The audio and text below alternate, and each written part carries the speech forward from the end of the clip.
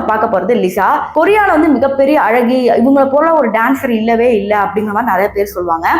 ஆரம்பத்துல cute and ஸ்வீட்டா இருந்தவங்க போக போக ரொம்ப கிளாமரஸா செக்ஸி மூவ்ஸா கொடுத்து இப்ப லிசா அப்படின்னாவே வந்து அவங்க பேரோ பாட்டோ ஹிட் ஆகுறது இல்ல, அவங்க ஏதாவது ஒரு கான்செப்ட்ல போய் ரொம்ப கான்ட்ரவர்சியா ரொம்ப கிளீவேஜ் காட்டுற மாதிரி டான்ஸ் ஆடுறத வந்து ஸ்பெசிஃபிக்கா ஜூம் பண்ணி போட்டு அவங்க அப்படி காட்டுறாங்களோ இல்லையா இவங்க ஜூம் பண்ணி எடுத்துடுறாங்க. ஆனா லிசா அவர்கள் வந்து ஒரு தடவை என்ன பண்ணாங்க அப்படின்னா, தாய்லாந்துல ஒரு பெரிய வெள்ளம், ஏன்னா தாய்லாந்து தான் அவங்களோட பூர்வீக இடம் உங்க எல்லாருக்குமே தெரியும்.